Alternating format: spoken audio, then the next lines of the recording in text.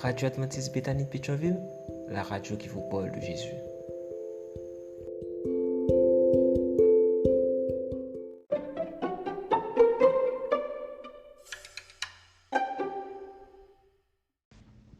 La vigile matinale provient de l'œuvre de Monica Diaz, Méditation quotidienne au féminin. La méditation de ce matin, aujourd'hui, 28 avril 2024, est tirée de Hébreux 13, verset 1. Persévérer dans l'amour fraternel.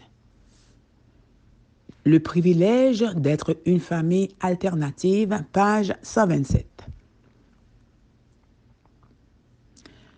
Aussi incroyable que cela puisse paraître, au Japon, il existe une entreprise de location de famille. Vous pouvez engager une personne à l'heure pour jouer le rôle de votre père, votre mère, votre conjoint, votre frère ou ami. La solitude est devenue un tel problème social au Japon qu'il est possible de louer les services d'un parent ou d'un ami d'emprunt. Pourquoi payer pour ce service? Pour parler ouvertement de choses que l'on n'ose pas dire à son entourage de peur d'être jugé, pour avoir des parents idéaux le jour du mariage au cas où ses propres parents ne veulent pas être présents ou ne sont pas à la hauteur, pour pouvoir faire accepter un enfant dans un établissement scolaire où les enfants de famille monoparentale ne sont pas acceptés. Dans certains cas, la relation, d'abord professionnelle, devient personnelle et le contact est maintenu par la suite. Ce n'est peut-être pas une famille idéale, mais c'est une famille fonctionnelle.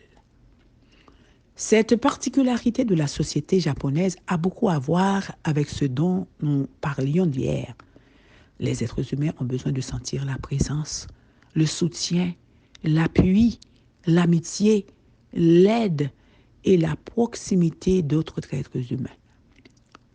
Si le fait de louer les services de quelqu'un peut en quelque sorte satisfaire ce besoin intérieur, imaginez ce qui se passe lorsque nous bénéficions réellement de l'amour, de la compagnie, de l'aide, du réconfort et du soutien de frères et sœurs en Christ qui éprouvent de la compassion pour l'être humain qui souffre et qui vont le chercher pour lui apporter du réconfort.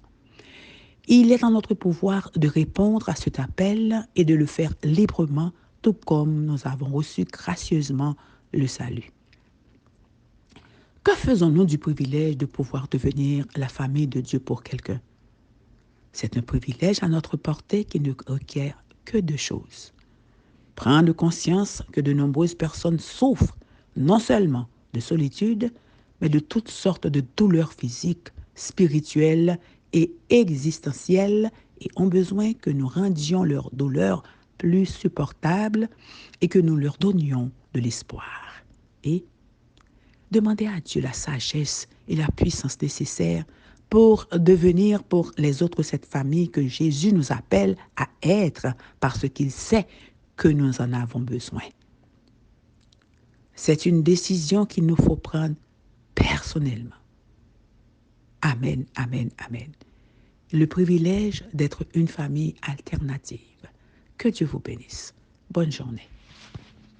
D'autres émissions aussi intéressantes sont aussi disponibles sur notre site radioadventistebethany.com et aussi sur toutes les plateformes de podcast.